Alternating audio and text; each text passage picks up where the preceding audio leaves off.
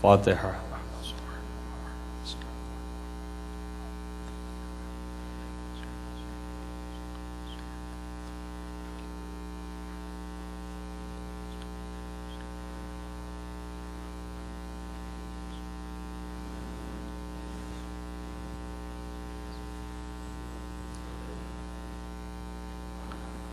اعوذ باللہ السمیع العلیم من الشیطان اللعین الرجیم،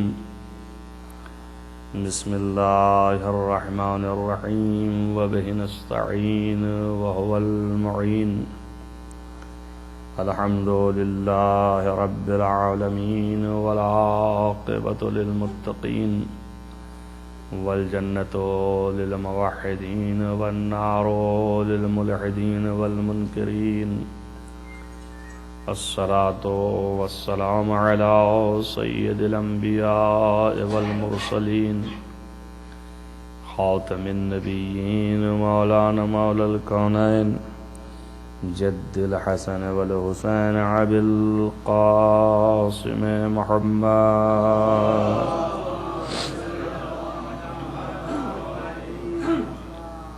ولا سيما على ابن عمه ووزيره ووصيه وخليفته، مطلوب كل غالب، غالب كل غالب، مولانا علي بن أبي طالب،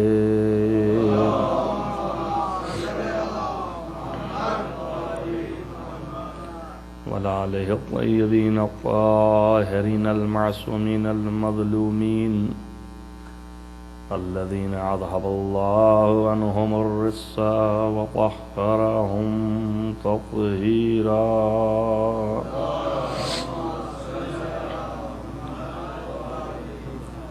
ولعنۃ اللہ علی اعدائہم اجمعین، من يؤمن هذا إلى قيام يوم الدين. أما بعد، فقد قال الله سبحانه وتعالى في كتابه الحكيم، بسم الله الرحمن الرحيم، قل إن كنتم تحبون الله فاتبعوني يحببكم الله ويغفر لكم ذنوبكم والله غفور رحيم. صلوات پڑھیں محمد.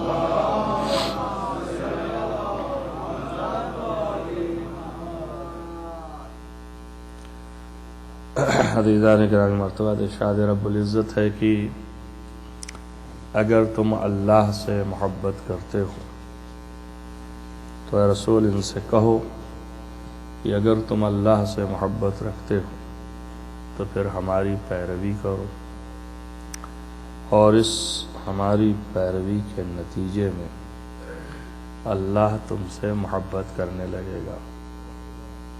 یغفر لکم ذنوبکم، اس کے بعد جب محبت اللہ کرنے لگے گا تو پھر تمہارے گناہوں کو بخش دے گا، تمام گناہ مٹا دے گا، اور اللہ ہی سب سے زیادہ گناہوں کا بخشنے اور مٹانے والا ہے، اور وہی رحمت کرنے والا بھی سب سے زیادہ ہے. ایک صلوات پڑھیں محمد.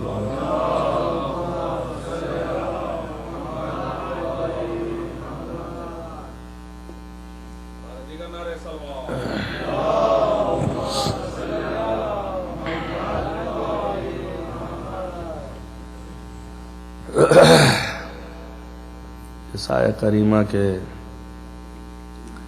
ذیل میں نے 2 مجلسیں پیش کی،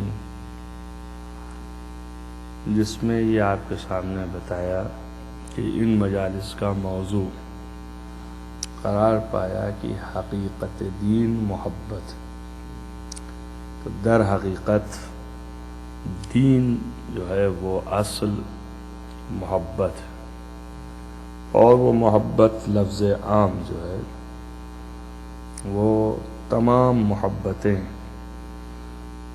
جتنی بھی دین میں محبتوں کا تذکرہ ہے ان ساری محبتوں کی برگشت اور بازگشت پلٹ ان کی اللہ کی محبت ہے۔ لہذا اگر رسول سے محبت کی گئی تو وہ بھی رسول سے محبت نہیں ہے، اللہ سے محبت ہے۔ امام سے محبت کی گئی تو وہ بھی اماموں سے محبت نہیں ہے، اللہ سے محبت ہے۔ تو تمام محبتیں دین کے ارکان و احکام سے اگر محبت کی گئی تو وہ محبت اور ان کا پاس و لحاظ و احترام بجا لایا گیا تو در حقیقت وہ محبت خدا ہے۔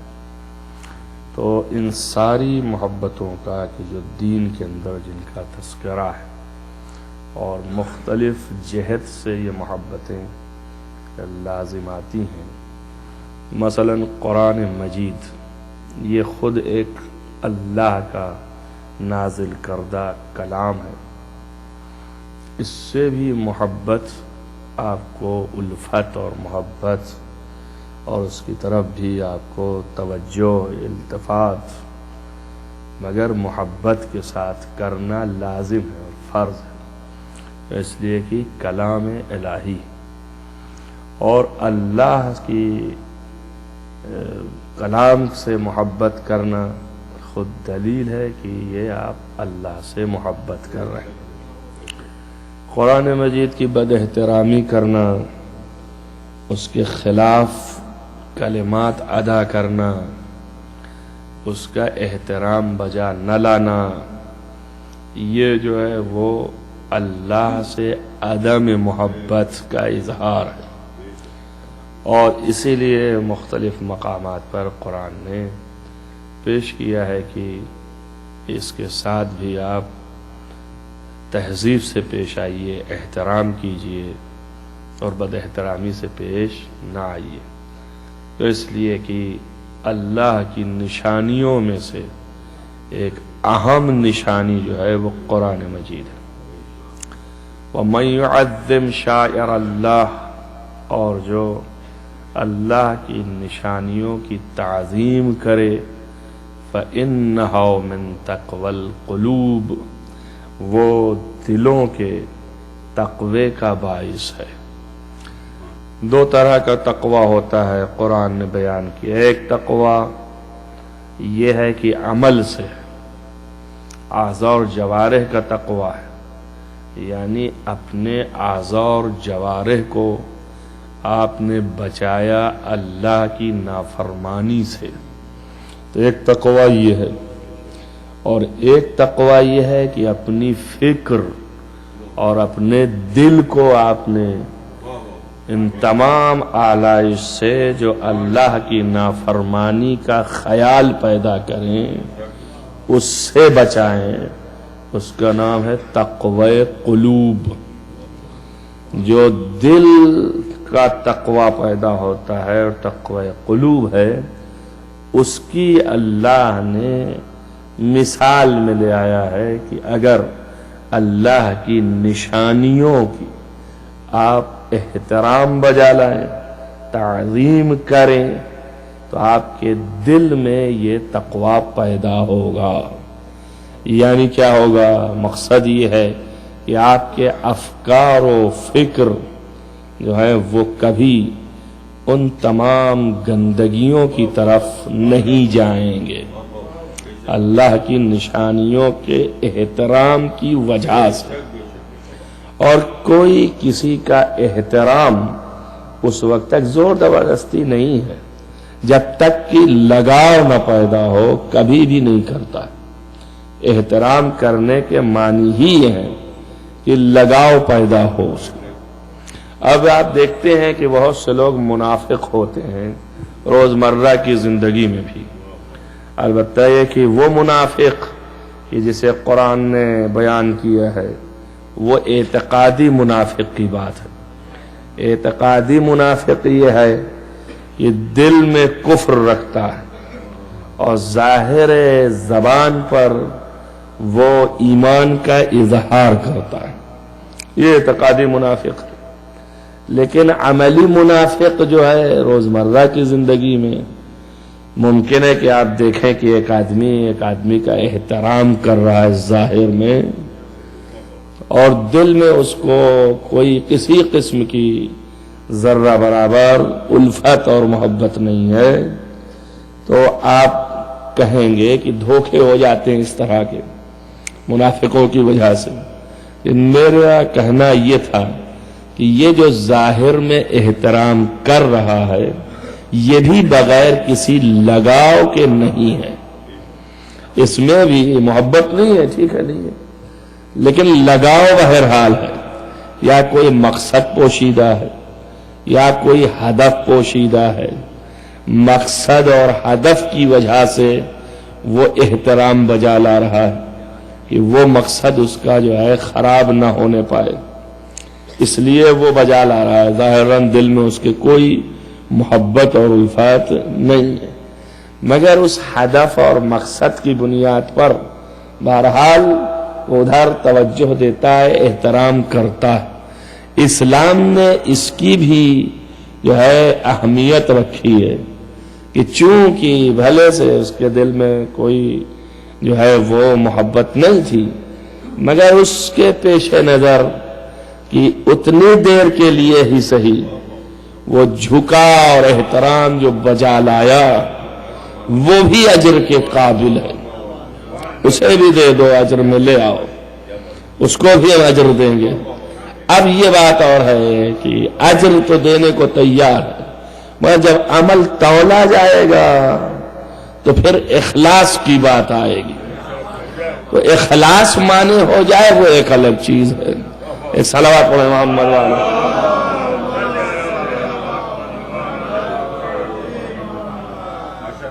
لہذا بہت سے تاریخی واقعات آپ کے پیش نظر ہیں کہ جس میں پیغمبر ان سب کا بھرپور طریقے سے احترام کرتے تھے اور لحاظ کرتے تھے تاکہ قوانین کی پابندی ہو سکے، کسی بھی اعتبار سے کہیں سے نبی کی سیرت پر اعتراض نہ آ سکے۔ حد یہ ہے کہ نبی اتنا جانتے ہوئے کہ ان میں کون نبی سے زیادہ محبت کرتا ہے اور کون نبی سے الفت نہیں کرتا ہے، کون نبی کا موافق ہے کون نبی کا مخالف ہے، اس کے باوجود نبی کبھی بھی تفریق نہیں ڈالے، نگاہ تک بھی رکھی ہے تو کسی ایک پر زیادہ دیر تک نہیں رکھا کہ ظاہر میں کسی کو اعتراض ہو جائے۔ تو اس کو محبت ہم سے ہے، اس کو الفت ہم سے ہے، تو ہم کو بھی اس سے الفت ہے دل میں، لیکن ظاہر نظریں جو ہیں یہ نہ سمجھ لے دوسرا کہ ان کو زیادہ توجہ دے رہے ہیں اور ہمیں کم توجہ دے رہے ہیں۔ یہ بھی عدالت کے خلاف انگلی نہ اٹھنے پائے، اس لیے نبی نے کیا ہے تاکہ ہماری سیرت میں کسی کو یہ شک نہ پیدا ہو کہ ہم نگاہ برابر کی نہیں ڈالتے۔ اب آپ سوچئے کہ اصحاب کے درمیان بھی نگاہ ڈالتے تھے تو برابر کی نگاہ ڈالتے تھے تاکہ عدالت میں کسی کو شک نہ ہونے پائے۔ اتنا زیادہ نبی جو ہے وہ اپنے سیرت کے تحفظ میں لگا ہے کہ آنے والی نسل کو قیامت تک موقع نہ مل سکے کسی جہت سے کہ ہم میں کوئی کھوٹ ہے، کوئی کمی ہے، نہ تنہا مسلمانوں کو، غیر مسلمان کو بھی۔ لہذا اس قدر اپنی عملی زندگی میں آپ نے حفاظت کیا ہے اور روشن اور واضح، بس یہ ساری چیزیں تاریخی مطالعے کے بعد آپ کو روشن کریں گی اور بتائیں گی کہ یہ کیوں ایسا نبی کیا۔ اس لیے کہ اللہ کے تمام تر صفات کمال و جلال کا جاذب تھا، کیونکہ اللہ کے صفات کمال و جلال کا جاذب ہے اور ایسا عمل کر کے دکھایا ہے ایسی سیرت پیش کی ہے، تب دنیا کے لوگوں کو دعوت دی گئی کہ اگر اللہ سے تمہیں الفت و محبت ہے تو پھر میری تم پیروی کرو، اور رسول کی پیروی معیار محبت الہی قرار پائی۔ اگر اس کی پیروی کرو گے تو دو طرفہ سمجھا جائے گا، اتباع رسالت سے یہ بھی سمجھا جائے گا کہ اس نے اللہ سے محبت رکھی ہے تبھی رسول کی پیروی کر رہا ہے، اور اتباع رسالت سے یہ بھی سمجھا جائے گا کہ اللہ بھی اس سے محبت کرتا ہے، کہ اس لیے کہ رسول کا پیرو ہے۔ آیت نے یہی بتایا کہ جب رسول کی پیروی کرو گے تو پھر یحببکم اللہ، اللہ بھی تم سے محبت کرے گا۔ اب رسول کی پیروی کی آیت مدینے میں آ کے نازل ہوئی ہوگی، اور مدینے کی زندگی 40 سال کے بعد کی زندگی ہے، اس وقت کی زندگی نہیں ہے جو اول کی ہے۔ 40 سال کے بعد آپ نے جو ہے وہ اعلان کیا، اس میں بھی 13 برس مکے میں رہے، مگر یہ آیت مدینے میں نازل ہوئی۔ جب مدینے میں آئی، مدینے میں لوگوں کو اطلاع ملی کہ تم پیروی کرو رسول کی اگر محبت رکھتے ہو تو، یا مکے کی نازل شدہ ہے، کہاں کی ہے؟ آخر یہ معلوم ہونا چاہیے نا کہ آیت کب نازل ہوئی۔ اگر مکے کی تھی تو مکے میں اس وقت مسلمان ہی نہیں تھے۔ جب مسلمان ہی نہیں ہے تو کافرین سے یہ خطاب کرنا کوئی معنی نہیں ہے۔ کافرین سے کیوں کہا جا رہا ہے؟ اگر مکے کی یہ آیت ہے تو مسلمان ہی نہیں ہے، تو پھر کافرین سے کہنے کی کیا ضرورت ہے؟ یا تو پھر یہ مانیے کہ اس دور میں بھی کچھ مومن تھے جو نبی کی پیروی کر رہے ہوں گے یا کرنے کے قابل ہیں، تبھی ان کو خطاب ہو رہا ہے۔ اور اگر ایسا نہیں ہے تو مدینے کی آیت مانیے۔ اب اگر کوئی شخص مکے کی زندگی میں اس آیت کے نازل ہونے سے پہلے اپنا کردار اتباع نبی اتنا ظاہر کر دے کہ روشن تاریخ لکھے کہ یہ متبع ہے، یہ پیروکار ہے، اور پھر آیت نازل ہو تو یہ کہا جائے گا اس کی مدح میں نازل ہوئی۔ صلوات پڑھیے محمد والے۔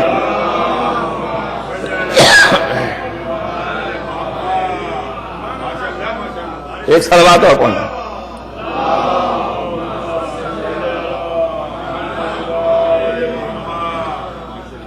بحث میں دو پہلو ہیں، ایک پہلو یہ ہے کہ یہ آیت مکے کی ہے، ایک پہلو یہ ہے کہ مدینے کی ہے۔ چونکہ سورہ آل عمران میں ہے، دیکھیے قرآن مجید جتنا نازل ہوا ہے وہ سب ہے، اس میں کوئی شک نہیں، جتنا نازل ہوا پورا کی پورا وہ سارا موجود ہے، مگر یہ نہیں یقین کہ اس سورے میں جو یہ آیت ہے لازماً یہیں پر نازل ہوئی تھی کہ کہیں اور نازل ہوئی تھی، کس وقت نازل ہوئی تھی۔ اس لیے کہ اگر ترتیب اس طرح ہوتی تو اقرا باسم ربک اس کو پہلے لکھنا چاہیے تھا، جو پہلی آیت تھی، اور الیوم اکملت لکم دینکم آخری آیت تھی، تو اس کو مائدہ میں نہیں لکھنا چاہیے تھا، سب سے آخر میں والناس کی جگہ پر لکھنا چاہیے تھا۔ تو اس کا مطلب یہ ہے کہ یہ نہیں معلوم کہ آیات کی ترتیب وہی ہے یا وہ نہیں ہے۔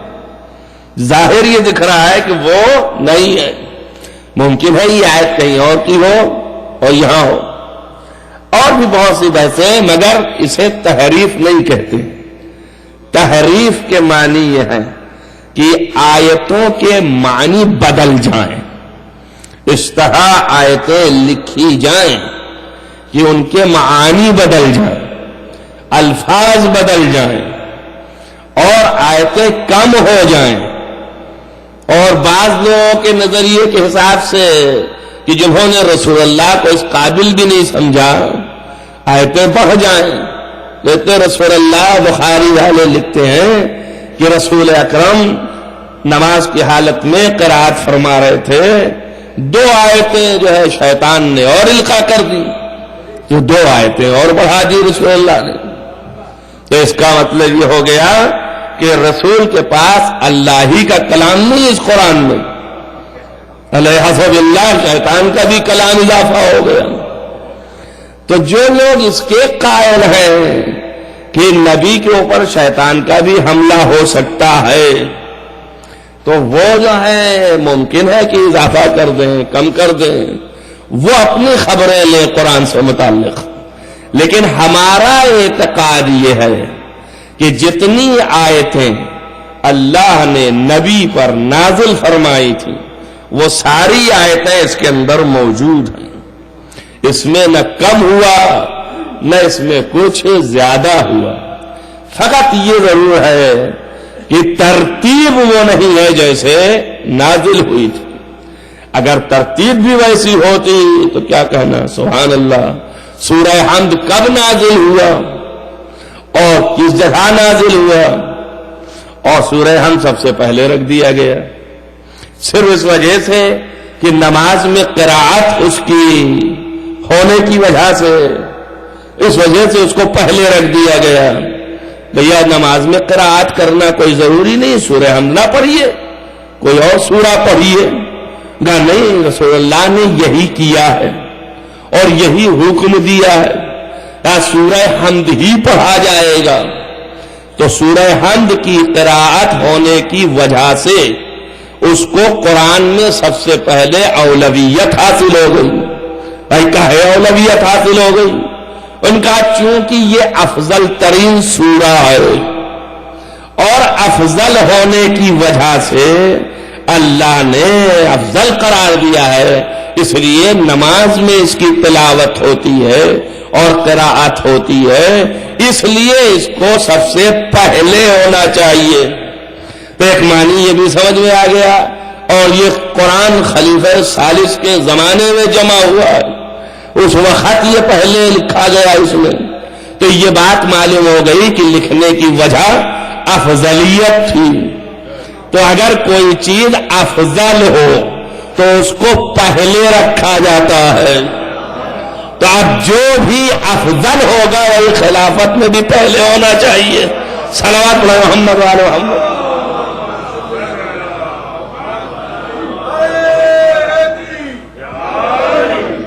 لہذا آیت جو ہے ادھر سے ادھر ہو سکتی ہے, لیکن جو بھی ہے وہ بحث یہ ہے کہ یہ آیت جو ہے مکے کی ہے کہ مدینے کی ہے.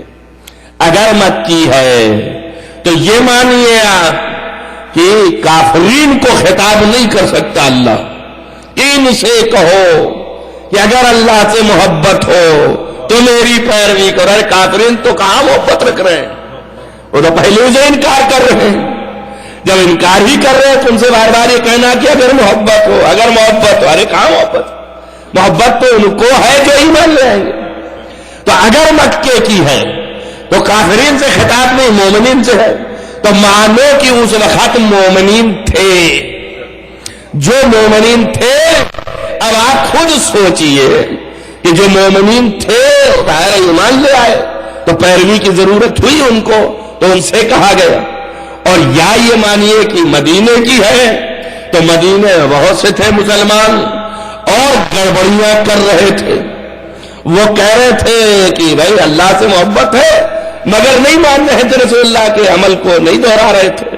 تو اللہ نے پابندی لگائی کہ بھائی پیروی ان کی کریے, صرف ان کی پیروی کیجئے, کسی اور کی پیروی مت کیجئے.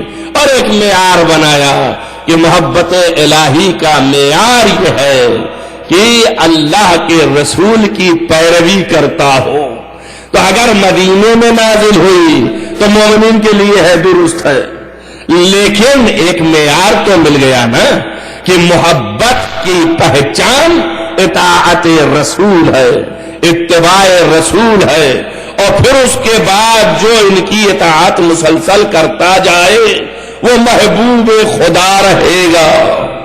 تو پہلا تو نقطہ آپ کو سنا دیا، آپ دوسرا سنے کہ جو بھی اطاعت اور اتباع میں اس قدر راسخ ہو جائے کہ وہ صرف رسول کی اطاعت کرے تو وہ محبوب خدا ہوگا، گناہ بھی بخشے جائیں گے۔ تو یہ جب آیت نازل ہوگی، اس کے بعد جب عمل کریں گے تب محبوب خدا بنیں گے۔ لیکن جو پہلے سے رسول کی اطاعت کرتا چلا آ رہا ہے تو اس وقت وہ محبوب خدا بنا ہوا ہے۔ تو نزول آیت سے پہلے جس نے بھرپور اطاعت کی ہے وہی جو ہے محبوب خدا ہے۔ اب کس نے کی ہے کہ وانذر عشیرتک الاقربین، اے پیغمبر اپنے قرابت داروں کو ڈراؤ۔ تو پیغمبر نے اس وقت حکم دیا کہ یا علی عبد المطلب کے اور بنی ہاشم کے لوگوں کو جمع کرو، اور علی نے جمع کیا، ابو طالب کے گھر میں جمع کیے گئے سب۔ جب سب جمع ہو گئے تو رسول نے کہنا شروع کیا کہ میں اللہ کی طرف سے بھیجا ہوا نبی ہوں اور یہ دین لے کے آیا ہوں، اور جو میری تصدیق کرے گا وہ میرا وصی ہوگا، میرا وزیر ہوگا اور میرا جانشین ہوگا، میرا خلیفہ ہوگا۔ ایک نہیں 3 دفعہ تکرار کیا اور ایک نہیں 3 دفعہ دعوت کی۔ ہر تینوں میں مولا علی کھڑے ہوئے اور کہا کہ ہم آپ کی تائید کرتے ہیں، ہم آپ کی تائید کرتے ہیں، ہم آپ کی تمام تک رسالت کی گواہی دیتے ہیں۔ تو فرمایا آپ بیٹھ جائیے۔ تینوں دفعہ یہ ہوا، پھر تیسرے دن بھی یہی ہوا۔ جب تیسرے دن یہ ہوا تو فرمایا کہ یہ میرے وصی ہیں، میرے وزیر ہیں، میرے خلیفہ ہیں۔ جب یہ کہہ لیا تو ایک اس میں کھڑا ہوا اور کھڑے ہو کے ابو طالب سے کہا، ابو طالب ابھی تک تم اپنے بھتیجے کی اطاعت کرتے تھے، اب آج سے اپنے بیٹے کی اطاعت کرو۔ تو معلوم ہو گیا کہ کافرین بھی دیکھ رہے تھے کہ ابو طالب مستقل متبع نبی تھے۔ توجہ کریں آپ، جب کافر گواہی دے رہے ہیں کہ نبی ابو طالب جو ہے نبی کے مستقل، کہیں ایک ذرہ شک نہیں ہے ان کے پیروں ہونے میں، تو یحببکم اللہ، تو پہلا محبوب الہی جو ٹھہرا اس کا نام ابو طالب بن گیا۔ صلوات محمد وعلی محمد۔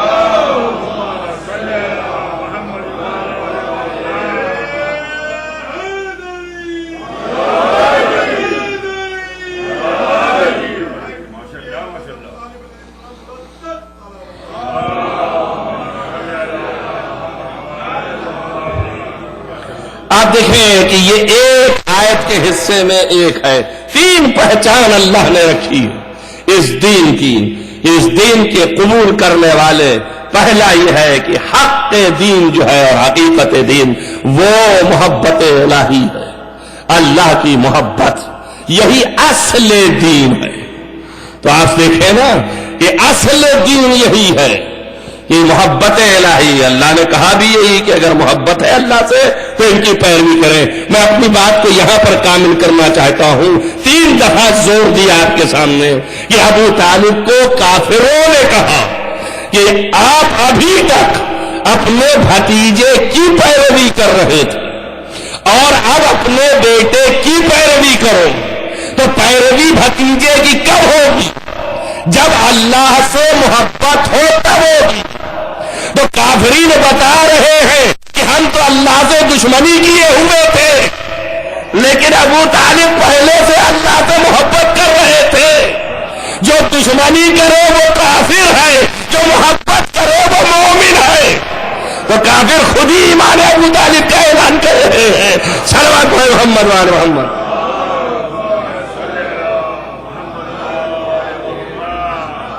لہذا یہ ایک آپ دیکھیں محبت الہی جس کے دل میں ہے، یہ حقیقت دین ہے، اور اس کی پہچان پیروی رسول ہے، ایک اتباع رسول۔ جو بھی متبع رسول ہوگا سمجھا جائے گا کہ اس کے دل میں محبت ہے، دوسری پہچان محبت خدا ہے. اگر محبت کرے خدا اس سے تو یہ پہچان ہے کہ واقعی یہ متبع رسول ہے. اور تیسرا یہ ہے کہ احترام رسول ہے. اگر رسول کسی مومن کا اس طرح احترام کر رہا ہو جیسے اس اطاعت اور اتباع کے شرط سے احترام رکھی گئی ہے تو پہچان ہوگا کہ یہ متبع نبی ہے. کوئی مسلمان کائنات میں ایسا نہیں ہے. قرآن میں تینوں معیار ڈھونڈے آپ, تینوں قرآن نے بتایا ہے کہ اگر اتباع نبی کرے گا تو اس کی کیا پہچان ہے. پہلی پہچان یہ بتائی قرآن مجید میں سورہ ابراہیم نے کہا کہ فمن تبعنی فإنہ منی, بس جس نے ہماری پیروی کی, اتباع کیا, فإنہ منی, وہ ہم میں سے ہے. یہ پہلی پہچان ہے.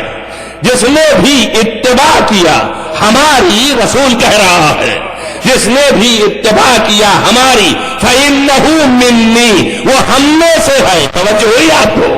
یعنی قرآن پہلا معیار دے رہا ہے کہ اتباع نبوت کرنے والا پھر نبی میں سے ہو جائے گا. توجہ رہے آپ کو؟ دوسری پہچان کہ یحببکم اللہ, اللہ اس سے محبت کرنے لگے گا.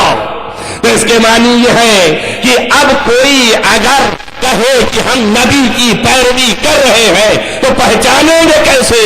ایسے کہ اللہ یہ کہتا ہوا نظر آئے کہ ہم اس سے محبت کر رہے ہیں. اور تیسری پہچان یہ ہے کہ قرآن نے اعلان کیا وَاخْفِضْ جناحَكَ مَنِ اتَّبَعَكَ مِنَ الْمُؤْمِنِينَ, جو مومنین میں سے تیری پیروی کرتے ہیں ان کے لیے تو جھک جایا کر. تو تین صفتیں اللہ نے بیان کر دی. پہلی صفت یہ ہے کہ جو میری پیروی کرتا ہے وہ مجھ میں سے ہے. اب پورے تاریخ اسلام میں ایک بھی ایسا نہیں ہے جس کو نبی نے کہا ہو کہ یہ مجھ میں سے ہے. جو کریں آپ, صرف ایک نہیں 5 کے لیے فرمایا علی منی وانا منہ, حسین منی وانا منہ, حسن منی وانا منہ, فاطمہ بغت منی, اور فاطمہ میرے جگر کی ٹکڑا ہے. منی یعنی سب کو اپنے میں سے بتایا. تو کسی ایک صحابی کو نہیں کہا. آپ توجہ رکھیے گا, تاریخ میں صرف ایک صحابی ایسا گزرا ہے کہ جس کو کہا مگر منی نہیں کہا, کہا منا. میں تو نہیں بتانا چاہا کہ آل میں اور اصحاب میں کتنا بڑا فرق ہے. اصحاب اور آل میں فرق پہچانو کہ جو منی ہے وہ آل ہے اور جو منا ہے وہ اصحاب ہے. صلوات محمد و محمد.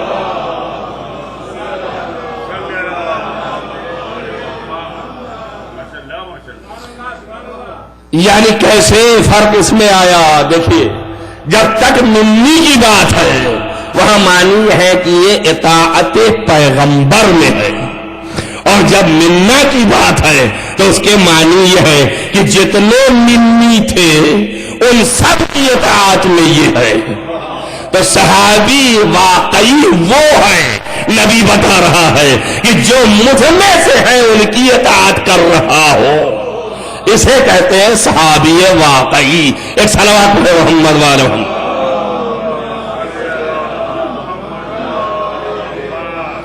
تو ایک پہچان تو یہ بتائی کہ وہ مجھ میں سے ہو, اور ظاہر ہے کہ نبی کی اطاعت کرنے والا نبی میں سے ہو, اور جب نبی میں سے ہوگا تو یحببکم اللہ, تو پھر اللہ بھی اس سے محبت کرے گا. اب جب اللہ محبت کرے گا تو اس کی بھی پہچان ہونی چاہیے کہ بھئی اللہ محبت کر رہا ہے تو یہ پیرو نبی ہے, اور اگر محبت نہیں کر رہا ہے تو پیرو نبی نہیں ہے. دوسری پہچان تھی. اب اس کے لیے آپ قرآن ڈھونڈیے. قرآن مجید میں دوسری جگہ پر اس معیار کے مطابق اللہ نے فرمایا یا ایھا الذین آمنوا من یرتد منکم عن دینہ, سورہ مائدہ. اے ایماندارو, تم میں سے جو بھی اپنے دین سے پلٹ جائے وہ پلٹ جائے, اللہ کا کچھ نقصان نہیں ہوگا. وسوف یأتی اللہ بقوم، ان قریب اللہ ایک قوم لے کے آئے گی کہ یحبہم، کہ اللہ ان سے محبت کرے گا، وَيُحِبُّونَهُ، اور یہ سب اللہ سے محبت کرتے ہوئے ہوں گے۔ تو بھائی معیار تو یہی ہوا نا کہ اگر اللہ کی محبت ہو تو پیروی رسول کر۔ پیروی رسول پہچانے کیسے کہ کس نے کیا؟ اللہ اگر اس سے محبت کر رہا ہو تو یہ دلیل عطم ہے کہ یہ پیروی رسول مکمل کر رہا ہے۔ کیوں؟ اس لیے کہ یہاں پر ہے فَاتَّبِعُونِي يُحْبِبْكُمُ اللَّهُ، اگر تم اتباع کرو تو اللہ تم سے بھی محبت کرے گا۔ جب اللہ تم سے محبت کرے گا تو اللہ اگر محبت کر رہا ہے تو اس کے معنی ہے کہ صحیح پیروی ہم نے ادا کی ہے، تبھی تو محبت کر رہا ہے، ورنہ کرے گا نہیں۔ اب محبت اللہ کے کرنے کا معیار جو تھا وہ اتباع تھا، اور اتباع کے پہچاننے کا معیار محبت کرنا اللہ کا اس شخص سے تھا۔ تو کوئی ایسا مسلمان نہیں ہے کہ جس کو خدا نے کہا ہو کہ میں تم سے محبت کرتا ہوں، سوائے ان کے کہ ایک قوم کو اللہ نے پیدا کیا، کہا کہ ایک قوم لانے والا ہے کہ جس کی پہچان یہ ہے کہ وہ اللہ سے محبت کرتے ہیں اور اللہ ان سے محبت کرتا ہے۔ اب یہ قوم کون سی ہے؟ تو آیت خیبر میں نازل ہوئی ہے، اور وہاں پر نبی نے فرمایا کہ لَأُعْطِيَنَّ الرَّاعِيَةَ غَدًا رَجُلًا كَرَّارًا غَيْرَ فَرَّارٍ، ہم کل اس کو علم دیں گے۔ یہاں تک صفت بیان کرنے کے بعد فرمایا یحبہ اللہ ورسولہ، اس سے اللہ اور رسول محبت کرتا ہوگا، ویحب، اور اس سے اللہ اور رسول محبت کرتا ہوگا، وَيُحِبُّهُ، اور وہ اللہ سے، وَرَسُولُهُ، اس کے رسول سے محبت کرتا ہوگا۔ تو یہاں پر اللہ نے کہا کہ ایک قوم لائیں گے کہ جس سے اللہ محبت کرتا ہوگا اور یہ اللہ سے محبت کرتے ہوں گے۔ اس قوم کو نبی نے خیبر میں علم دے کے پہچانوایا۔ یہ کون ہے جس سے اللہ اور رسول محبت کرتا ہے؟ صلوات محمد والے۔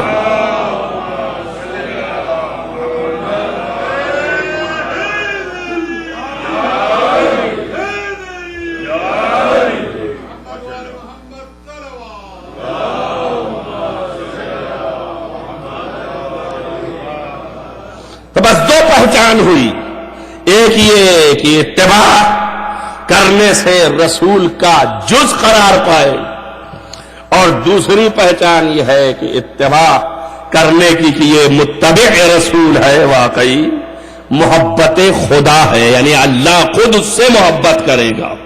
اور تیسری پہچان جو بیان کی کہ وَخْفِضْ جَنَاحَكَ من لمن اتبعك من المؤمنین، کہ ہے نبی آپ اپنے آپ کو، جناح کہتے ہیں ان کو، ان کندھوں کو، ان کو، اپنے ان بازوؤں کو تم جھکاؤ، ان کے لیے جھکاؤ، لمن اتبعك من المؤمنین، جو مومنین میں تمہاری پیروی کر رہے ہیں۔ اب نبی نے کس کے لیے یہ کندھے جھکائے؟ آپ بتائیے پوری تاریخ میں کس کے لیے نبی جھکائے یہ کندھا؟ کون کندھوں پر سوار ہوا؟ ایسے تو سوار نہیں ہو جائے گا، جس کے لیے جھکایا وہی سوار ہوا۔ تو بس وہی متبع ہے مومنین میں نبی کا۔ اب دو جگہ ملا، مسجد رسول میں اور مسجد خدا میں۔ مسجد رسول میں حسنین کے لیے کندھے جھکائے اور ان کو سوار کر لیا، اور مسجد خدا میں بیت اللہ الحرام میں علی کے لیے جھکے، علی سوار ہو گئے۔ تو معلوم یہ ہوا کہ جو اتباع واقعی کرنے والے تھے وہ یہی لوگ تھے، کوئی اور نہیں تھا۔ صلوات محمد والے۔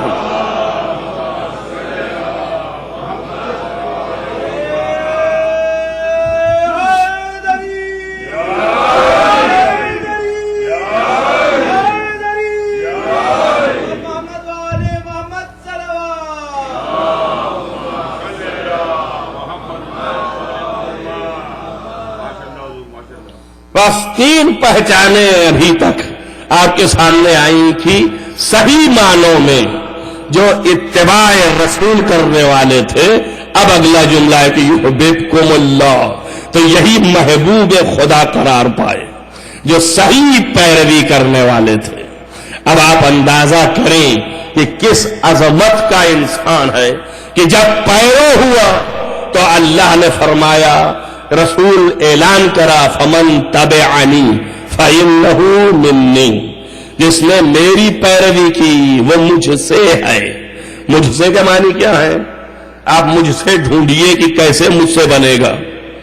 ऐसे बनेगा कि जैसे हम कह दिए कि हम में से है, तो आप बस माना समझे कि हम में से है। हम में से की क्या मानी? यानी जो हमारी जात है, जो हमारी खुद जातियात है, वही जातो जातियात उसकी है। ये नहीं कि खालिस हम में से है, गिरोह में से है। एक गिरोह बनाया हमने, उस गिरोह में से है।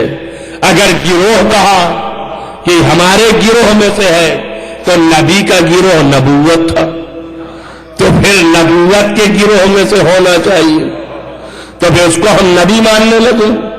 अगर नबी मानना है, नबी मानने लगे तो कहेगा आप गुलू कर रहे हैं, उनको नबी बनाए दे रहे। नबी तो खुद ही कहा है कि हमारे अलावा और फिर हमारे बाद नबी नहीं है, तो फिर ये नबी नहीं, गिरोह में से नहीं है। फिर जब गिरोह में से नहीं है तो जात मुराद है कि ये हमारी जात में से है, तो नबी की जात में से होगा। तो नबी की जात होने के क्या मानी है? क्या भाई यही तो समझा रहे हैं आपको कि इसीलिए हमने एक लफ्ज अलग अलग इस्तेमाल किया कि या अली अंता, ऐ अली आप लहम है हमारे, लहमों का लहमी व दमों का दमी, आप हमारे गोश्त हैं, आप हमारे खून हैं, हम आपके गोश्त हैं, हम आपके खून हैं। हम में से होने के मानी ये है कि आधा जवारों तक हमारे आपके हैं और आपके हमारे हैं। तो जो करें आप, तो आप इसके मानी हो गए कि हम में से है। तो जब हमने से कहा तो मानी है कि इनका हाथ हमारा हाथ है, हमारा हाथ इनका हाथ है, इनका जिस्म हमारा जिस्म है, हमारा जिस्म इनका जिस्म है, इनका गोश्त हमारा है, हमारा गोश्त इनका गोश्त है, इनका खून हमारा खून है, हमारा खून इनका खून है। यहां तक कहा रसूल ने और अल्लाह ने कहा कि तुम्हारा नफ्स भी है। वो उस वक्त कहा जब मुबाहला में बुलवाया तो कहा तुम अपने नफ्सों को लाओ, हम अपने नफ्सों को लाते हैं। तो अब ये भी बता दिया कि जाहिर भी अली का नबी का है और बातिन भी अली का नबी का। जो करे आप, तो जाहिर भी अली जो है नबी है, बातिन भी अली का नबी का है। तवज्जो करें आप, जब जाहिर भी और बातिन भी दोनों नबी का हो गया, तवज्जो करें आप, तो अब तो कोई फर्क नहीं आएगा किसी एतबार से। सोएगा भी तो नबी जैसा, जागेगा भी तो नबी जैसा, बोलेगा भी तो नबी जैसा, खाएगा भी तो नबी जैसा, चलेगा भी तो नबी जैसा। सल्लल्लाहु अलैहि मोहम्मद वाले।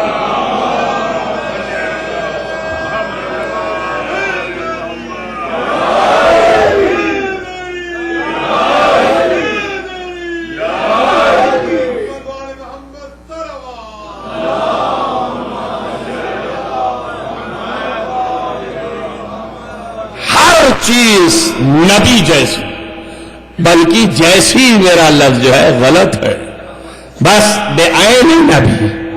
क्यों? इसलिए कि मिन्नी मेरा जुज़ है, मिन्नी जुज़ है। आपने सुना ना कि फनफ़ख़्तु फ़ीहि मिन रूही, मैं अपने रूह में से डाल दूंगा।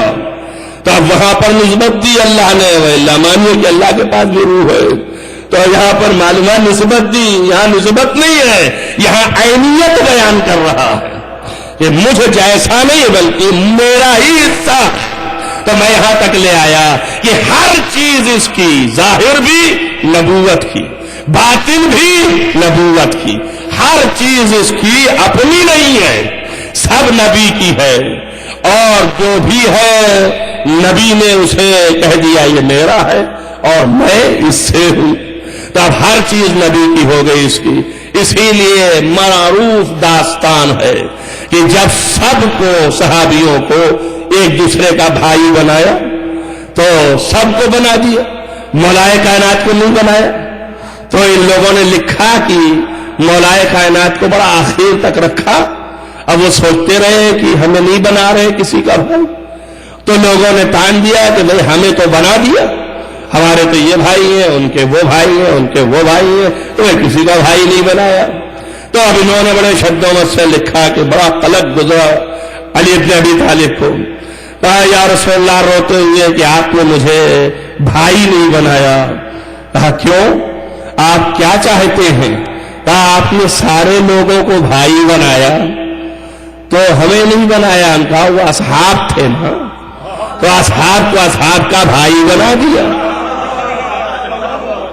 اب تم کو میں اپنا بھائی بناتا ہوں. یا علی انت اخی فی الدنیا والآخرہ, آپ میرے بھائی ہیں یہاں بھی ہو وہاں پر بھی.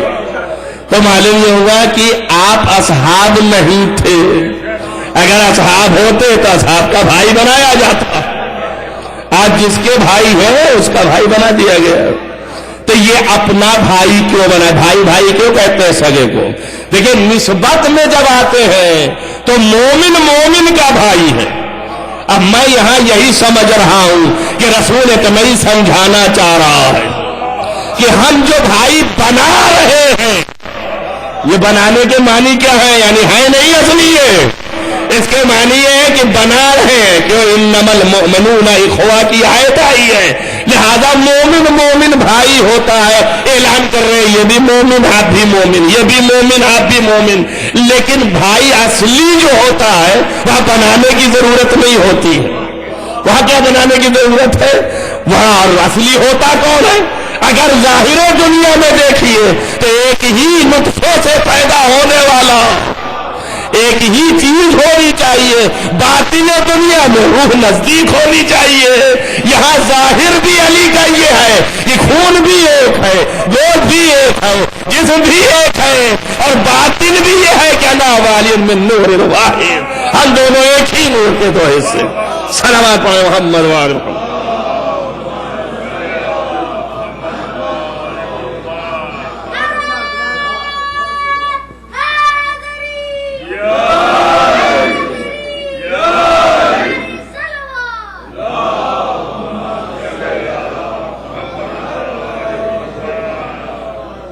بس معلوم یہ ہوا کہ اطاعت اور اتباع نبوت اصل کرنے والے کائنات میں جو متبع اور پیروکار تھے وہ یہ ہیں جنہوں نے حقیقت میں ایک لمحے کے لیے بھی پیروی نبوت میں کمی نہیں کی. اتباع نبوت میں تھوڑا بھی چھوڑا نہیں, فرق نہیں کیا, اور اس اطاعت کا وعدہ کیا. اول دن ہم آپ کی پیروی کریں گے, ہم آپ کے ساتھ رہیں گے, ہم آپ ہی کے قدم بقدم ہیں. تو وعدہ کیا تو وعدے نبھایا, آخری دم تک نبھاتے رہے. جو بھی رسول نے کہا وہی کیا, جو رسول نے منع کیا اسے نہیں کیا. جب رسول نے جیسے کہا ویسے کیا, رسول نے منع کر دیا نہیں کیا.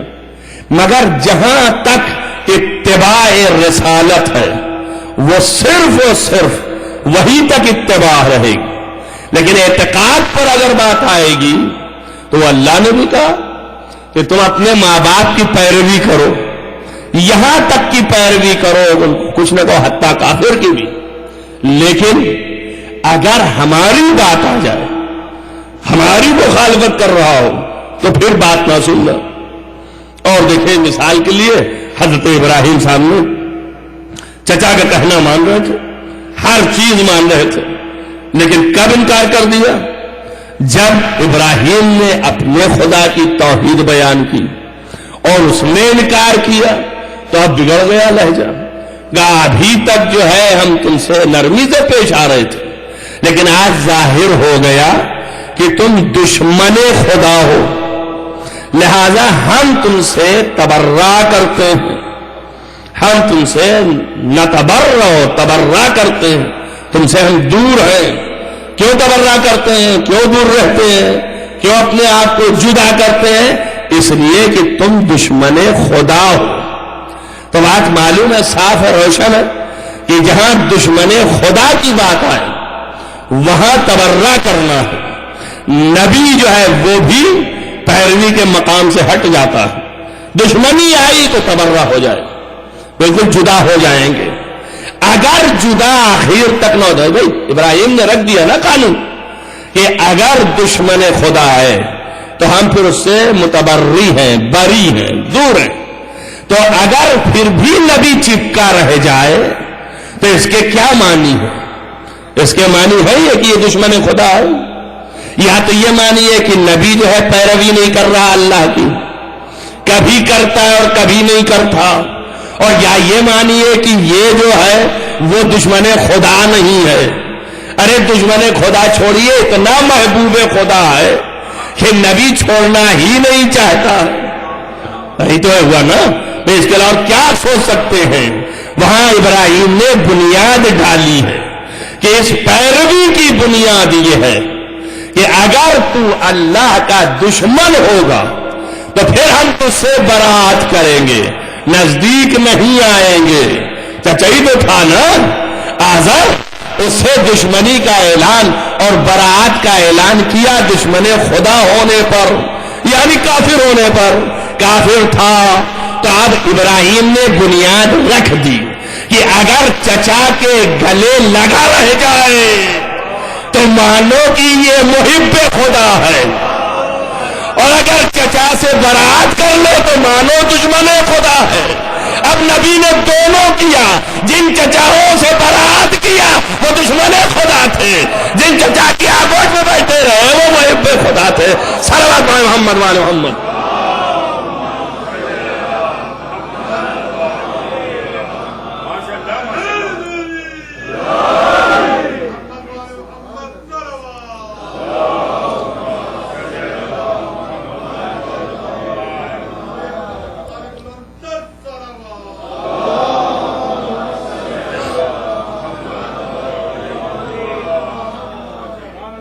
اس پر کبھی غور کریں آپ کہ میں نے دوسرے انداز سے اس تاریخی واقعے کو پیش کیا ہے کہ پیغمبر ختمی مرتبت کی پرورش کے لیے حضرت عبد المطلب نے بھرپور طریقے سے جناب ابو طالب کی آغوش میں رکھا۔ تاریخی واقعہ ہے یہ، آپ پڑھتے ہیں، سنتے ہیں، ہر مسلمان کے دل میں ہونا چاہیے کہ کیسے پرورش ہوئی، پیدا ہوئے تو جب تک کہ دادا تھا پرورش کرتا رہا، ماں بھی 5 سال میں مر گئی، اور دادا نے اپنے بیٹے ابو طالب کے ہاتھ میں رکھا، جبکہ 11 بیٹے اور تھے، میں ان میں سے کسی کے ہاتھ میں رکھ دیا ہوتا۔ دیکھیے جو بڑے بڑے تھے، برابر کے تھے، کہتا بھائی ہم تم کو وصیت کر رہے ہیں کہ ان کی دیکھ بھال کرنا، ان کی حفاظت کرنا، ان کی پرورش کرنا، مگر حضرت ابو طالب کے ہاتھ میں رکھا۔ رکھنے کی وجہ کیا ہے؟ پیدائش کے وقت سے لے کے آپ یہ بھی تاریخ کو پڑھ لیں، حضرت ابو طالب نے رسول اکرم کو گود میں لیا، آغوش میں لیا، پیار کیا، اپنے ساتھ لٹایا، جہاں لیٹتے تھے وہیں لٹاتے تھے، جب کہیں جاتے تھے تو ساتھ لے کے جاتے تھے، ہے نا؟ اور وہاں بھی جہاں رہتے تھے وہاں بھی الگ نہیں چھوڑتے تھے، تنہائی نہیں تھی کہ الگ چھوڑ دے رسول اللہ کو اور آپ الگ ہو جائیں، ساتھ ساتھ تاریخ میں لکھا ہر جگہ۔ تو میں سوچتا رہا کہ آخر ساتھ ساتھ کیوں، ہر جگہ کیوں؟ وہاں مکے میں یہاں سے نکلے عرفات کی طرف گئے تو نبی کو ساتھ، کتنے واقعات اور داستان لکھے ہوئے، یہ نبی ابھی بچے ہیں، سن کے اعتبار سے چھوٹے ہیں، اور ابو طالب ساتھ میں لے گئے، وہاں ساتھ ساتھ ہیں، اور پھر وہاں پر پیاس لگتی ہے اور مومنین پیاسے ہوتے ہیں۔ وہ مومنین کون سے ہیں؟ جو ایمان رکھتے ہیں ان کی نبوت پر، کچھ کافرین بھی ساتھ میں، تو وہ بھی ہیں۔ اب اس کے بعد جب پیاس لگی تو وہاں مومن و کافر تو اللہ نہیں دیکھتا، پانی تو سبھی کو دیتا ہے، اور جب پیاس لگی تو سب نے چلایا تو پھر وہ مومن کامل کہ جس کو اعتماد تھا کہ اسی در سے ملے گا، اس نے کہا محمد اپنے بھتیجے سے کہ سب پیاسے ہیں، تو رسول نے انگلی اپنی بڑھائی اور چشمہ پھوٹا اور پانی نکلا اور سب کافر و مومن پیے۔ تو یہ معجزہ کب کا؟ بچپنے کا، جب بچہ تھے، عرفات کے میدان کا ہے۔ اس طرح کے اور بھی بہت سے واقعات لکھے ہیں۔ تو یہاں پر دیکھنے کے بعد یہ کسی تاریخ میں نہ دیکھا میں نے کہ کسی کے لیے لکھا گیا ہو کہ یہ پانی پینے کے بعد سیراب ہو کر مومن بن گیا، کہیں مجھے نہ ملا اس واقعات میں لکھا ہوا۔ یہ ضرور ملا کہ ایک چچا جو ساتھ لیے تھا اس نے یہ کہا کہ ہم سب پیاسے ہیں۔ تو اب یہ سوچنے کی بات ہے کہ اس کو یا تو معرفت تھی کہ پانی یہیں سے ملے گی، یا معرفت نہیں تھی۔ معرفت نہیں تھی تو کسی سے کہہ سکتا تھا، سارے ساتھی تو بھائی پانی نہیں ہے کہاں سے لائے، لیکن اسی سے کہہ کے کہ ہم پیاسے ہیں اور یہ کہا انہوں نے پانی کا اعجاز دکھایا، معجزہ۔ یہ اس بات کی دلیل ہے کہ یہ یہاں پر کہہ رہے ہیں کہ اب موقع ہے اظہار نبوت کا۔ نہیں سمجھے میں نے کیا کہا؟ بات اصل یہ ایک مقدمہ چھوڑ دیا تھا، ایک صلوات پڑھے محمد وآل محمد۔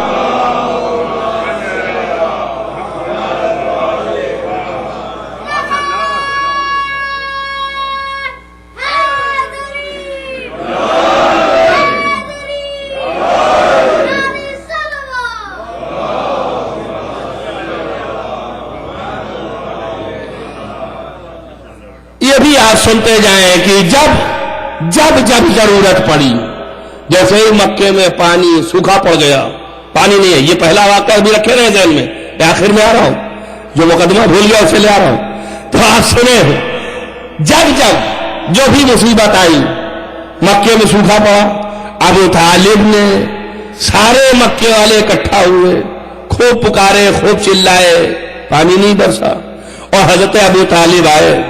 متفقہ ہر مورخ نے لکھا، ابھی نبوت کی بات نہیں آئی، اعلان نبوت بھی نہیں ہوا، مگر مکے میں حرم کے پاس حضرت ابو طالب رسول اکرم کو لے آئے اور اس کے بعد دعا ان سے کروانے کے لیے ہاتھ اٹھوایا۔ انہوں نے ہاتھ اٹھایا، بارش رحمت ہونے لگی، اور جو سوکھا پڑا تھا وہاں رحمت کی بارش ہو گئی، صاحب سوکھا ختم ہو گیا، سب سیراب ہو گئے۔ تو میں یہ بتا رہا تھا اس بات کے کہ اس طرح کے بہت سے واقعات ہیں قبل نبوت، میں ہر جگہ یہ دیکھا ہم نے کہ ابو طالب ساتھ میں ہے اور وہ کہہ رہے ہیں اب آپ یا رسول اللہ ہم پیاسے ہیں، یا رسول اللہ بارش نہیں ہوئی سوکھا پڑا ہے، ہر جگہ وہی کہہ رہے ہیں اور نبی کر رہے ہیں۔ دیکھیے قرآن پورا جو ہے وہ نبی کے سینے پر کندہ تھا، پورا کی پورا قرآن نبی کے پاس تھا۔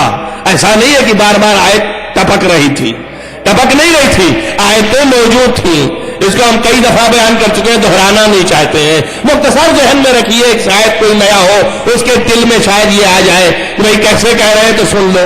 دلیل یہ ہے کہ خود قرآن کہہ رہا ہے کہ وَلَا تَعْجَلْ بِالْقُرْآنِ قَبْلَ أَن يُقْضَىٰ إِلَيْكَ وَحْيُهُ، اے پیغمبر آپ قرآن میں جلدی نہ کریے قبل اس کے کہ ہم وحی نازل کریں۔ تو یہ اس بات کی دلیل ہے کہ اگر ہے نہیں تو جلدی کس میں کرے گا، یعنی قرآن پورا کی پورا موجود ہے۔ اب ہمارا سوال یہ ہے کہ جب موجود ہے تو وحی آنے کے معنی کیا ہے؟ جب موجود ہی ہے تو آتا کیا ہے؟ آتا کچھ نہیں ہے، خالی پیغام آتا ہے کہ اب یہ والی آیت پڑھو، اب یہ والی آیت پڑھو، اب یہاں پر اس کی ضرورت ہے۔ تو جس فعل کے انجام دینے کی ضرورت تھی اس کے لیے جبریل آ کے کہہ رہے تھے، توجہ کیجئے گا، جبریل کبھی بھی ابو طالب کے زمانے میں نہیں آیا، توجہ کر رہے ہیں آپ، جب عمل کی ضرورت تھی تو ابو طالب کہہ رہے تھے ہم پیاسے ہیں، یہاں پر آپ دعا کیجئے، یہاں پر یہ کیجئے، صلوات پڑھ محمد وآل محمد۔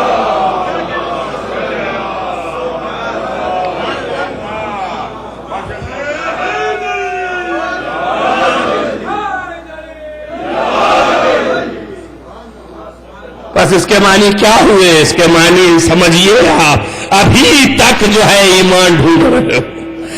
مقام ابو طالب کتنا بلند ہے، وہ احکام جو کہ ملک انجام دے، اولیاء انجام دے، انبیاء انجام دے، وہ مقام ابو طالب. اور اس نبی کو پال کے اتنا بلند کر دیا. وہ ختم ہو گیا، گھنٹہ پورا ہو گیا.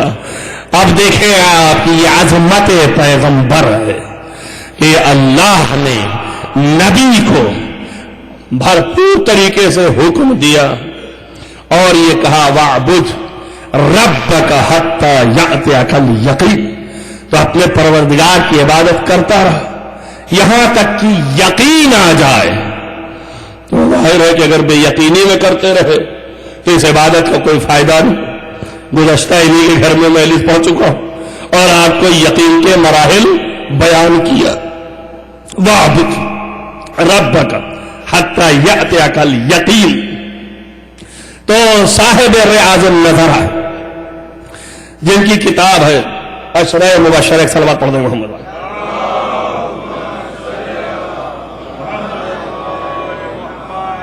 ان کا نام ہے محب تبری. انہوں نے کتاب لکھی ہے کہ 10 آدمیوں کے لیے نبی نے بشارت دی ہے کہ یہ جنت جائیں گے. ان 10 میں سے قاتلان معصومین بھی ہیں جو جنت جانے والے ہیں.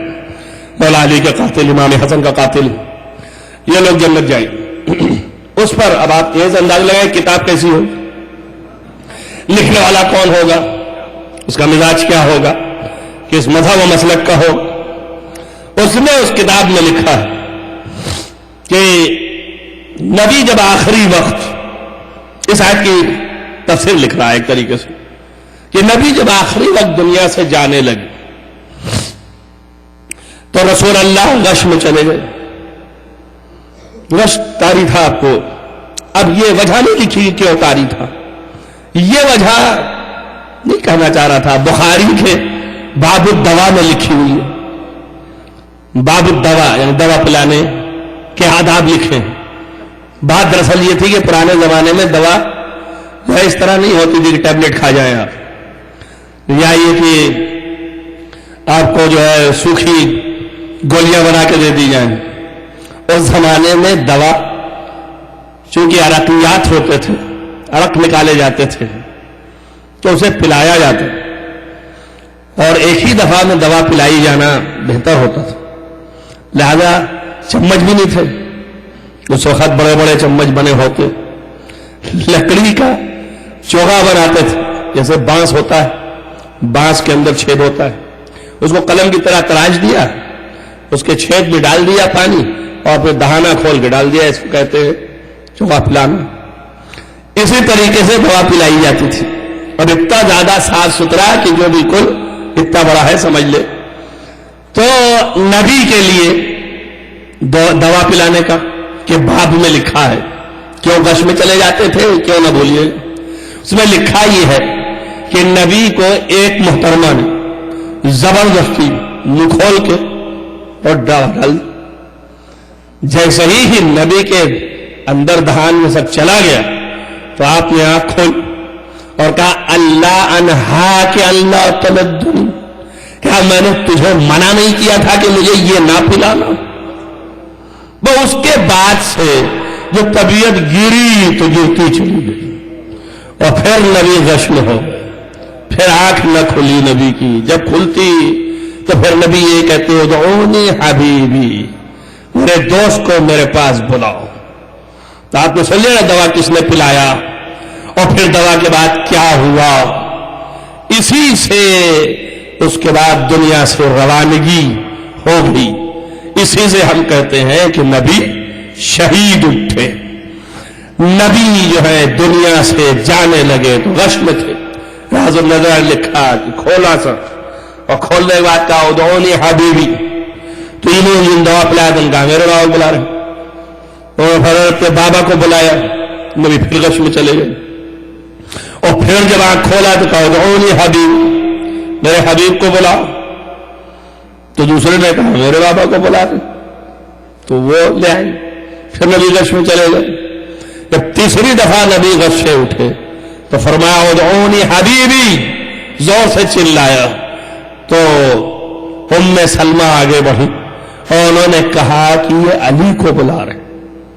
اور اس کے بعد جب علی آ گئے تو علی ابن ابی طالب کے زانو پر سر رکھا اور پھر آنکھ نہیں بند کی، مسلسل علی کے چہرے کی طرف دیکھتے رہے. تو لکھتا ہے کہ بات اصل یہ ہے کہ نبی کو حکم ہوا تھا وَاعْبُدْ رَبَّكَ حَتَّى يَأْتِيَكَ الْيَقِينُ، یہاں تک عبادت کرتا رہا کہ یقین سامنے آ جائے. توجہ کیا؟ اب یقین سامنے آ جائے.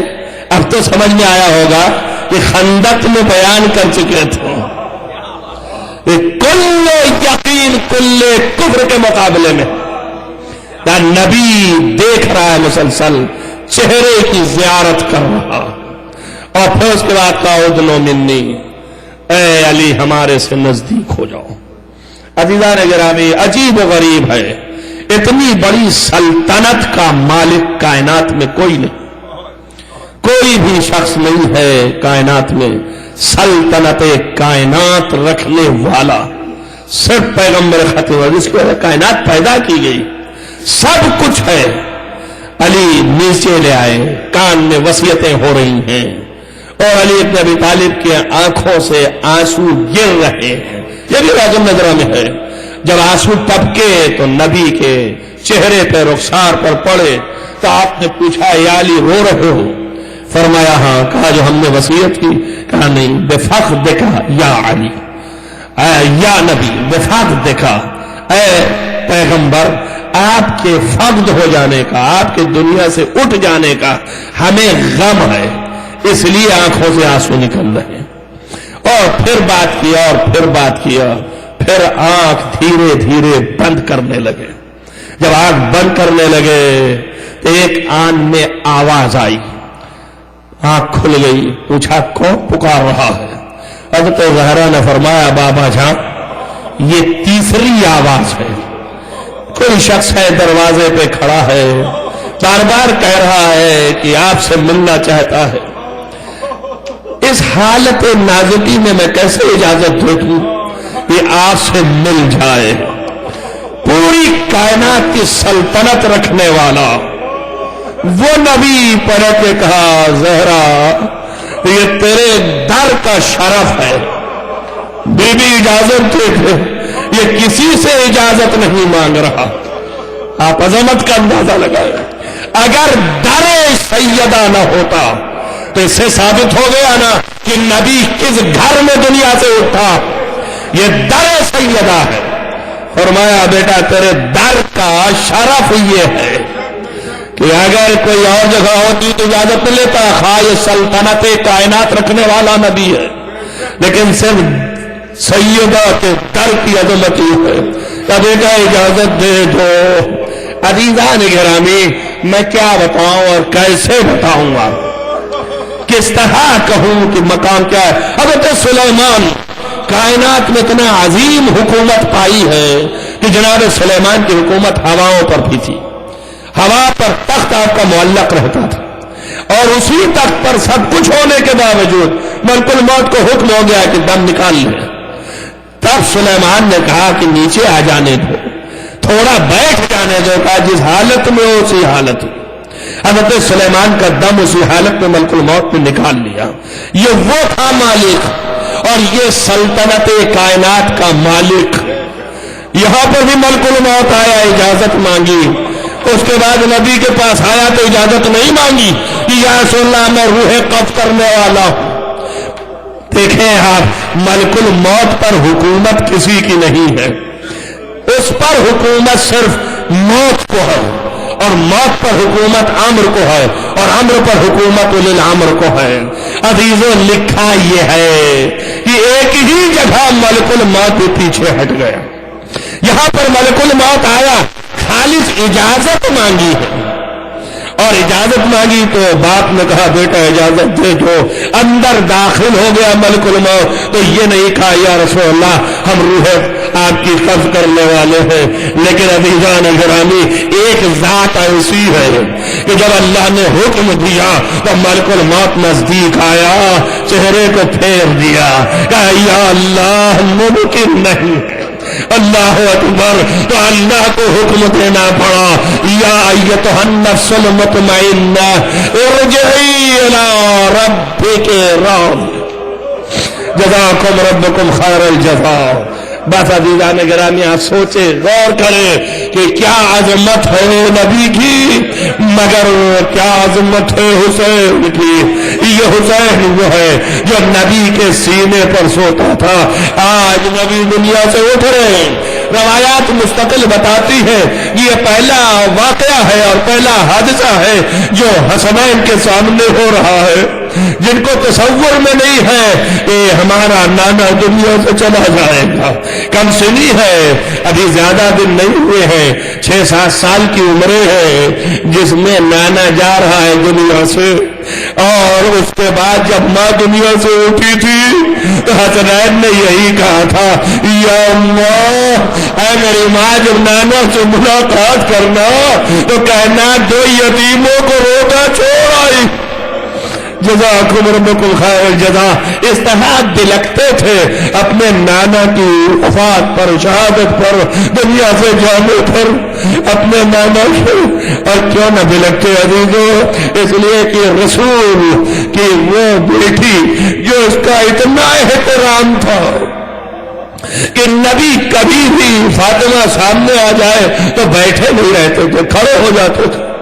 اس نبی کی بیٹی کے ساتھ کتنا ظلم ہوا، کہ اس قدر ظلم کیا گیا کہ آواز آ گئی، سیدہ اپنے رونے کا وقت معین کر لو، ایک وقت معین کر لو، صرف ایک وقت رویا کرو، یا رات میں یا دن میں۔ اللہ اکبر۔ عزیزان گرامی آپ سوچے، ایک وقت معین کرنے کو کہہ رہا، اور بیٹی روتی ہے، وقت معین ہو گیا، دن میں جنت البقیع میں جا کے روتی تھی اور رات میں اپنے گھر پر روتی تھی۔ اور تاریخیں بتاتی ہے کہ جب جاتی تھی اپنے باپ کو رونے کے لیے تو حسنین چھوٹے تھے، ان کی انگلیاں پکڑ لیتی تھی، زینب ام کلثوم بچیاں ساتھ ہوتی تھی، 4 یہ سیدہ 5 مل کے جا کے روتے تھے جنت البقیع میں۔ میں کہوں گا بی بی بچوں کو جنت البقیع کیوں لے جا رہی ہے؟ یہ سیرت رکھ رہی ہے تاکہ دنیا میں سیرت بن جائے کہ جب شہید اٹھتا ہے تو اس کے لیے جنت البقیع جاتے ہیں رونے کے لیے۔ اسی سیرت پر عباس کی ماں نے عمل کیا۔ بعد شہادت کربلا ام البنین جاتی تھی اور اپنے بچوں کو گریا کرتی تھی اور حسین علی مقام کو گریا کرتی تھی۔ عزیزوں 4 بچے تھے، کیوں لے جاتی تھی اب یہ خدا جانے، لیکن دکھتا یہ ہے کہ سیدہ اپنے اعتبار سے روئیں گی، بچے اپنے اعتبار سے روئیں گے، ایک نئی سے گریا برپا ہو جائے گی۔ اللہ اکبر۔ اور رات میں گریا کرتی تھی، تب بھی شکایتیں آتی تھی، ابو الحسن فاطمہ سے کہو اتنا تیز نہ روئے، ہمارے شب میں آرام میں بے چینی ہوتی ہے۔ اللہ اکبر۔ ظالمین کے ظلم سے اس قدر بی بی تنگ آ گئی تھی کہ اپنے باپ کی قبر پر بیٹھ کے کہا صبت علیہ مصائب، صبت علیہ مصائب لو انہا صبت علیہ مسرن لیالیا۔ اے بابا اگر دن پر پڑتا تو یہ دن جو ہے وہ رات کی تاریکی میں بدل جاتا۔ بس عزیزان گرامی چند فکریں اور کہوں گا، اس قدر مصیبت پڑی کہ 18 برس کی بیوی یہ کہہ پڑی کہ اگر دن پر پڑتا تو رات ہو جاتی، شب تاریک ہو جاتی۔ کہوں گا بیوی اتنی مصیبت تھی یقیناً، لیکن اتنا بتا دو کسی نے تماچا تو نہیں مارا، کسی نے تازیانے تو نہیں لگائے۔ ارے ایک بچی تھی اپنے باپ کی میت سے لمٹی، ظالم نے تماچے مارے، تازیانے لگائے، مشکیں دبائی، رسل بادی۔ جزاکم ربکم خیر الجزاء۔ جزاکم ربکم خیر الجزا۔ عزیزان گرامی، باپ اٹھا ہے، بیٹی رو رہی ہے، کتنے مدینے کے لوگ ہیں جو سب آئے ہیں در سیدہ پہ پرسہ دینے کے لیے۔ اللہ اکبر، بیویاں آ رہی ہوں گی جو پرسہ دے رہی ہوں گی۔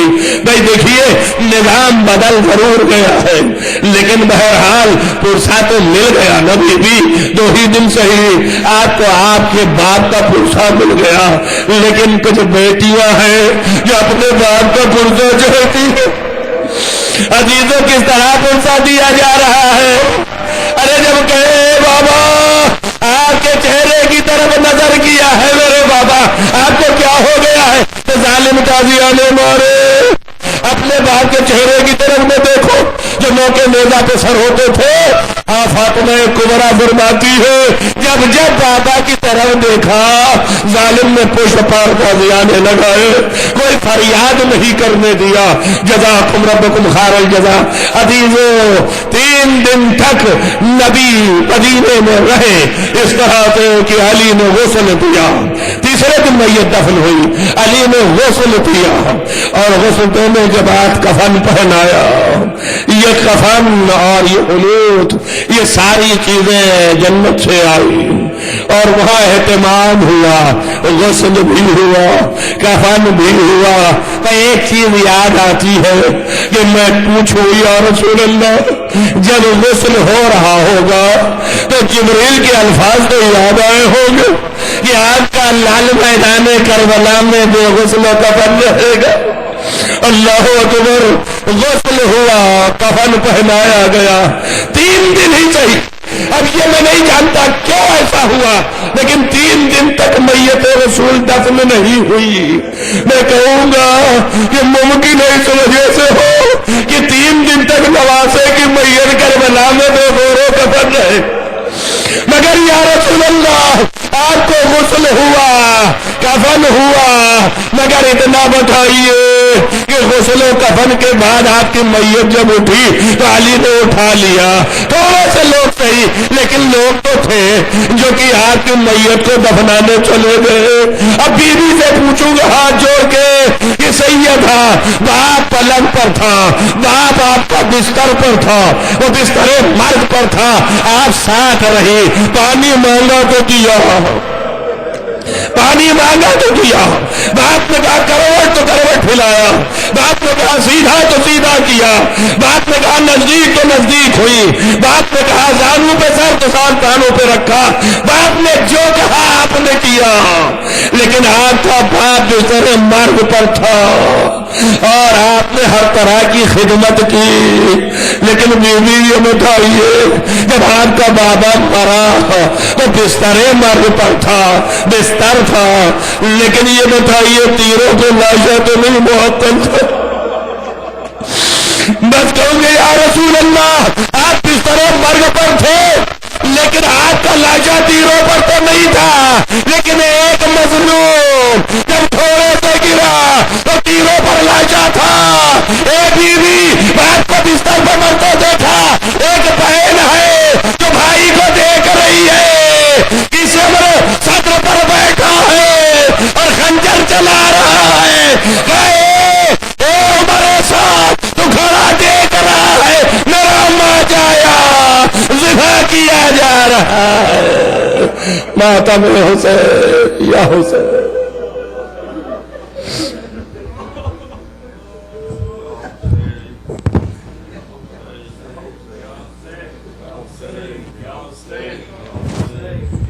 حیدر اٹھا رہے ہیں جنازہ رسول کا، حیدر اٹھا رہے ہیں جنازہ رسول کا، ماتم سرا بنا ہے مدینہ رسول کا، حیدر اٹھا رہے ہیں جنازہ، بے حال ہے رسول کی دختر حسینیوں، بے حال ہے رسول کی دختر حسینیوں، 2 فاطمہ یتیم کو پرسا رسول کا،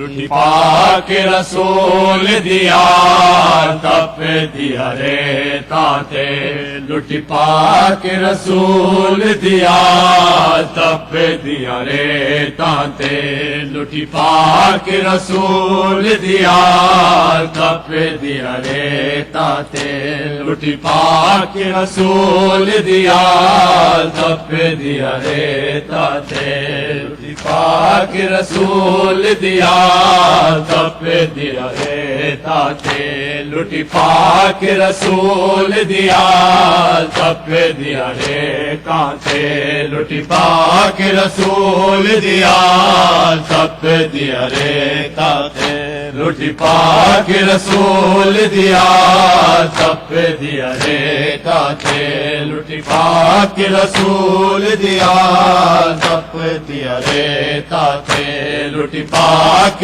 رسول دیا تپ دیا رے تاتے لٹی پاک رسول دیا تپ دیا رے تاتے لٹی پاک رسول دیا تپ دیا رے تاتے لٹی پاک رسول دیا تپ دیا رے تاتے لٹی پاک رسول دیا تپ دیا رے تاتے لٹی پاک رسول دیا تپ دیا رے تاتے لٹی پاک رسول دیا تپ دیا رے تاتے لٹی پاک رسول دیا تپ دیا رے تاتے لٹی پاک رسول دیا تپ دیا رے تاتے پاک رسول دیا تپ دیا رے تاتے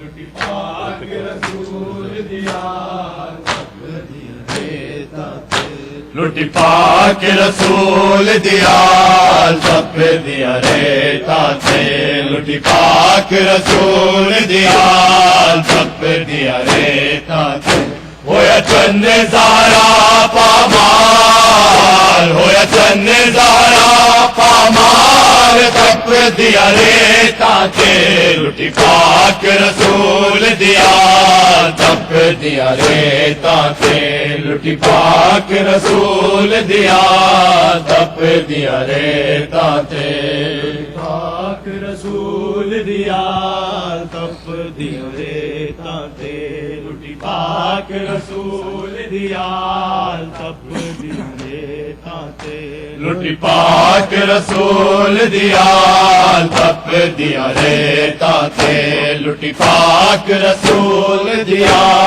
تپ دیا رے تاتے ہویا چند زارا پامال ہویا چند زارا پامال تپ دیا رے تاتے لٹی پاک رسول دیا تپ دیا رے تاتے لٹی پاک رسول دیا تپ دیا رے تاتے لٹی پاک رسول دیا تپ دیا رے تاتے لٹی پاک رسول دیا تپ دیا رے تاتے لٹی پاک رسول دیا تپ دیا رے تاتے لٹی پاک رسول دیا تپ دیا رے تاتے لوگوں بی بی زہرا ثانی پاک بطول دی پاک نشانی لوگوں بی بی زہرا ثانی